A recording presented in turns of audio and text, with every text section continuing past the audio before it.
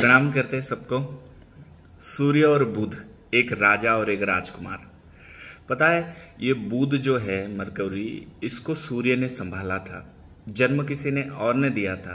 तारा नाम की स्त्री जो गुरु प्लेनेट जुपिटर की पत्नी थी, चंद्रमा के अनैतिक संबंध के कारण ये बुध पैदा हुए थे। और ये बुध जो है फिर तारा जी ने इनको गंगा में बिल्कुल कर्ण की तरह बहा दिया था। और बहाने के बाद इसको शुक्र ने उठा के सूर्य के पास सौंपा था। सूर्य राजा थे तो सूर्य ने इसको लावारिश होने के चलते उन्होंने अपना पुत्र घोषित किया और अपना राजकुमार बना दिया।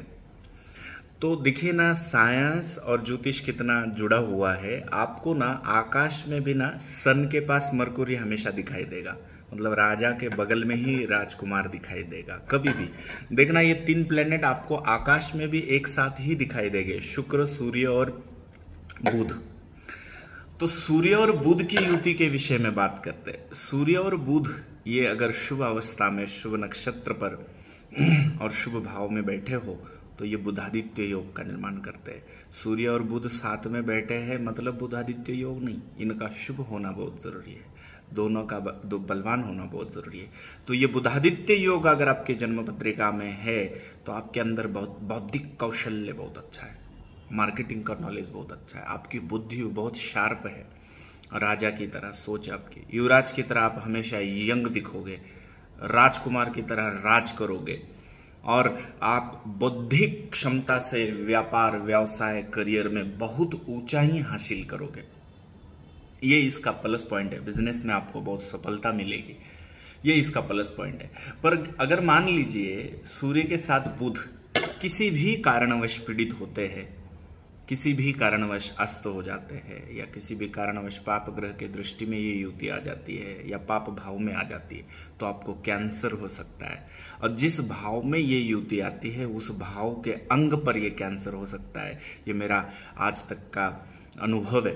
तो बुध और शुक्र सूर्य की युति जो है जितनी अच्छी उस एंगल में उतनी बुरी भी है हेल्थ के लिए। आपको नसों की दिक्कत, मेंटली डिस्टर्ब, डिप्रेशन होना, माइग्रेन होना, मेंटली हेल्थ आपकी खराब हो जाना, बहुत सोचने की बीमारी लग जाना, धीरे धीरे पागल हो जाना, ब्रेन हेमरेज हो जाना, ज़्यादातर कैंसर हो जाना, मतलब आपको दिमाग के प्रॉब्लम, ब्रेन के प्रॉब्लम, बुद्धि के प्रॉब्लम, भूलने की भी आदत लग जाना।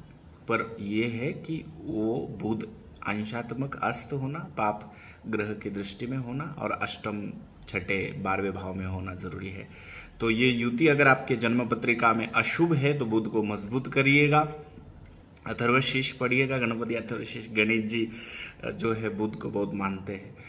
तो आपके लिए पन्ना अगर ये शुभ अवस्था में है तो बहुत अच्छा रहेगा। पन्ना धारण करना, ग्रीन वस्तुओं का दान करना, किन्नर का सम्मान करना, किन्नर लोगों का सम्मान करना, तो शायद आप कैंसर से, बड़ी बीमारी से, उसकी बड़ी राहत से बच सकते हैं। इसके लिए मेडिटेशन बहुत सजेस्ट करूंगा मैं।